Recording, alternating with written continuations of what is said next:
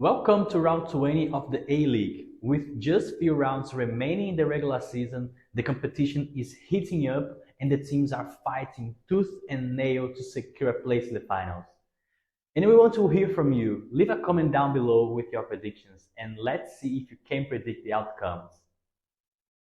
Don't forget to hit that like button and also subscribe to this channel for more exciting A-League content. Now, let's get back to the discussion in the comments and also the analysis. So Perth Glory returns to HBF Park after a long time to play against Western Sydney Wanderers. It's a tough challenge to Glory since the Wanderers are now scoring goals on top of avoiding conceding. Perth Glory is the 11th and Western Sydney is the 2nd. The data indicate that Perth Glory is slightly better than Western Sydney. In terms of average scoring, Glory has 1.89 versus 1.22 for the Wanderers, and in goals conceded, Perth Glory has 1.56 versus 1.22 again for Western Sydney Wanderers. Ryan Williams is returning from suspension and may play this game to provide speed and offensive strength to Glory. David Williams is the top goal scorer with 5 goals, followed by the left back Jack Clisby with 3. Mustafa Amini is suspended and Sadiq Khalifi is injured, so both are not playing this game. On the Western Sydney Wanderers side, Brandon Borrello has been unstoppable. He's now have 8 goals and is counting. He's definitely the main player of the team and he has performing scoring and assists sometimes. Yeni and Gabakoto follows with 4 goals. Western Sydney doesn't count on Gabriel and Marcelo, which is a huge defensive upset for them. The last Western Sydney away loss was against Perth Glory. The only Perth Glory home loss was for a top 6 team. So no doubt Glory had a fortress in Macedonia Park, but playing in another stadium now could break their form. However, I still believe they can find 4 points here, especially if they could avoid conceding 2 goals. So I'm going for a 1-1 draw because although Western Sydney has a better moment, they don't have a great form playing away. On Saturday, Central Coast Mariners receives MacArthur, hoping for no surprises. Central Coast has been struggling to win lately and is now 4th in the ladder, but facing the 8th place who didn't win playing away for a while could put them back on track. But don't get fooled. MacArthur is still trying to get to the top 6 and is only 3 points down. In terms of data, Central Coast has scored 2.2 goals per game and conceded 1.4 on average. They are in a good form at home so far with 3 wins and 2 draws in the last 5 games. MacArthur Bulls isn't backed by the data this time with only 1 goal scored and 2.44 goals conceded when playing away. But their current form is quite good, with 2 wins, 2 draws and 1 loss. Jason Cummings is still the second top goal scorer of the A-League with 12 goals.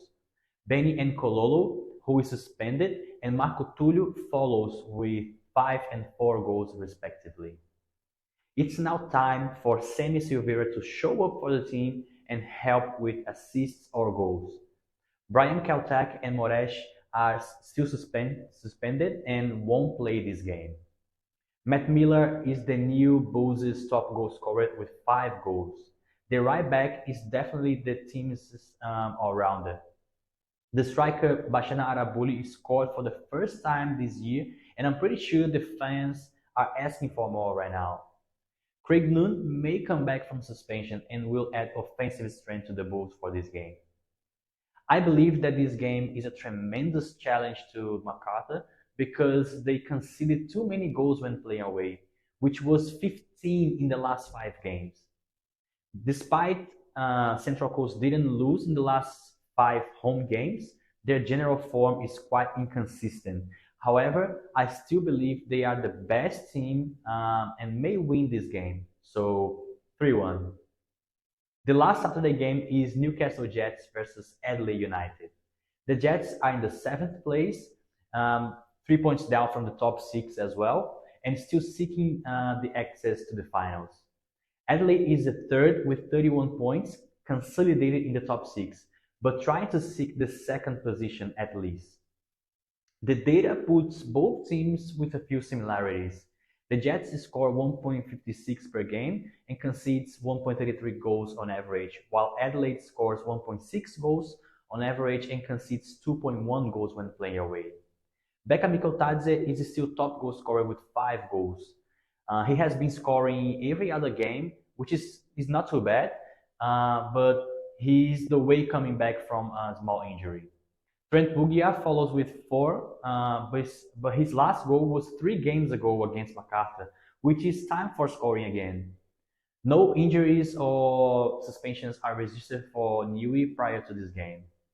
Adelaide has 8 players injured or unavailable at the moment, so important players may not play for the rest of the season, but there may be young blood coming back right after the Asian Cup.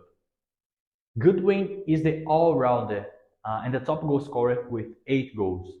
Ibuzuki follows with 5. However, apart from the 2 goals against Western Sydney 3 games ago, he didn't score more this year. So it's time for scoring with consistency. Highlight for Ryan Kito, who's been performing really well lately. This game is a little hard to predict because Adelaide United don't have a great away performance, but didn't lose the last 3 games. The Jets still shows inconsistency play at home, and I don't believe the team is showing much confidence in the games. Plus, too many rookies' mistakes per game. May this game could end as a 2-2 draw because Adelaide is still a difficult team to beat, but their away performance tends to not be excellent.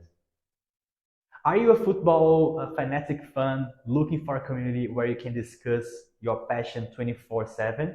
Well, look no further. I'm excited to offer you a free pass to join our vibrant community on Telegram. Just scan the QR code in the center or head over to predictortalk.com/join-community to join us. We don't just talk about football, we also cover bets from other leagues. So join us now and let's talk some football. On Sunday, Wellington Phoenix receives Sydney FC for a match that gives the winner depth in the top 6. Phoenix is the 5th and Sydney FC is the 6th, and only 1 point is the distance between them. This game has everything to be fierce. The data shows that Wellington Phoenix is better than Sydney FC. The Phoenix scoring average is 2 versus 1.7 to Sydney, and the goals conceded are 1.6 to Knicks versus 1.5 to Sydney. Clayton Lewis and Sam are injured and may not play this game. Oscar Zawada is the top goal scorer for the Knicks with 11 goals. He's definitely hunting for the second top goal scorer of the league now. Bosda Kraev follows with 7 goals. And Ian Sasse didn't show good football yet, maybe because Phoenix's main plays happen on the left side. On Sydney's side, Adam Lefondre may not play this game due to an injury, and this is detrimental to their team, as he is still the top goal scorer with 6 goals. Joe Lole and Robert Mack follows with 5. Sydney FC may benefit from the end of the Youth Asian Cup to have Segetic in the squad for the finals. This game is worth watching because both teams will try really hard to win. And I think Wellington Phoenix may win this game because they tend to play well against the top 6 teams at home, if we don't consider the games against Melbourne City. Sydney FC is the opposite when playing away. Because of that, I'm going for 2-1 for the Knicks, and they get a bit more comfort in the top 6. Close to the Sunday games, Melbourne City receives Brisbane Roar. This game is important for both teams because City needs to get back on track, and Roar could end the round with the wooden spoon if they lose. The City is still the leader, and Brisbane is in the 10th position. The data puts Melbourne City as a better team than Brisbane Roar. They score 3.13 per game and concede 1.13 goals on average, while Brisbane scores 1 goal on average and concedes 1.56 goals when playing away. Jamie McLaren is still the league's top goal scorer with 18 goals. However, he's been scoring at a smaller rate this year compared to the games last year. Lecky is still injured and may not play. Marco Tulio and Jordan Boss could be important players in this game. On the Roa side, Jay Oshie, Robbie Cruz, and Joe Knowles are still injured and may not play this game, which is bad offensively for Brisbane. The left winger Carlo Amiento is the second top goal scorer and maybe the key offensive player now. Henry has been playing fairly well lately and is another option for creating scoring chances for Brisbane Roar. This game will be a huge challenge to Brisbane Roar, especially because they only made 1 point in the last 5 games away. On the Melbourne City side, they have great chance to turn around their current form, but coming back to winnings this game. And I believe it will finish with at least 3-0 for Melbourne City because they are clearly superior. Closing the round, Melbourne Victory received Western United to try to get rid of the wooden spoon. For the Victory, it's win or win to not to see the distance to other teams get bigger. Melbourne is the last position and Western United is currently the 9th. The data indicate that Victory is slightly better than Western Sydney. Melbourne scores 1.5 per game and concedes 1.25 on average, playing at home, and Western Sydney scores the same 1.5 but concedes 2.25 on average playing away. Bruno Fornaroli is the team's top goal scorer with 4 goals, but Victory lost Jake Bremer to an injury, who is one of the key players of the team. Other than that, the squad is ready for this match.